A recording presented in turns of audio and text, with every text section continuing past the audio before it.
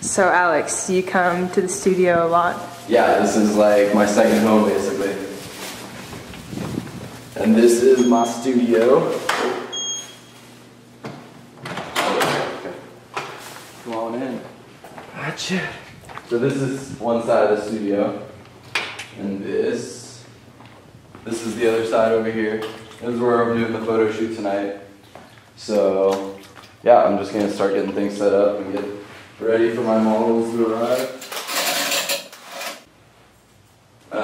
I get to use this, since I'm an upper division student, I get to use this like whenever I want basically, and which is pretty sick. So I can work in here until 3 a.m., come in whenever I want, and I get to rent out all this sweet ass equipment. These are pro photos. This is like a $5,000 lighting setup right here that I get to use for free.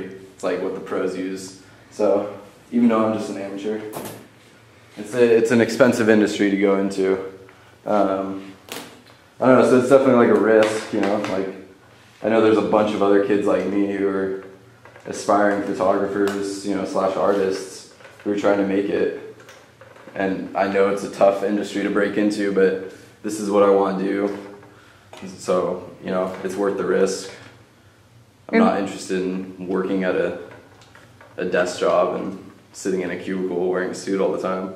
It's not my idea of fun. I'm working on a series right now, just of portraits of my friends basically.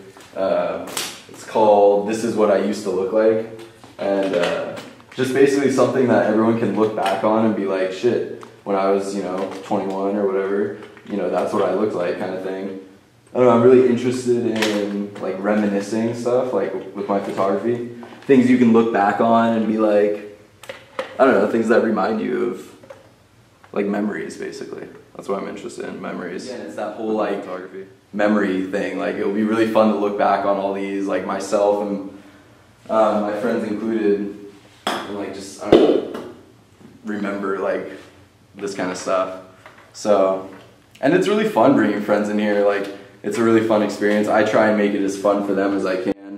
That's like a big part of like my goal as a photographer, is to make sure people are comfortable with me and being in front of a camera, because when you whip out that big fancy camera, it's kind of intimidating, you know, standing there with all the big lights around you and this big camera. So it's like you gotta make them feel comfortable, otherwise you won't get a good shot out of them, and it'll show up on film.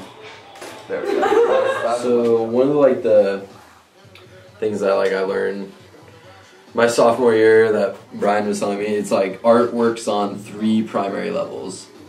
The first level is, you know, it's something that's like simply like really like aesthetically pleasing to look at. It's just like, you know, nice to look at. The second is something that art that like strives for discussion, or, you know, maybe controversy, and out of that piece of work you can get discussion going, which is the kind of art that I most associate with, and that's the kind of art I try and make. I definitely make a lot of, you know, this is a decorative piece, you could say, so this works on the first level, but I try and get my work to work on the level of interpretation and discussion. And then the third level of art is infinite confusion, where you leave the viewer just totally confused, and they don't know what they're looking at, they don't know what you're trying to say. And that's also like another really successful way to make art. So I think from what I've learned and what I've seen, like those are the 3 like levels of art in my opinion.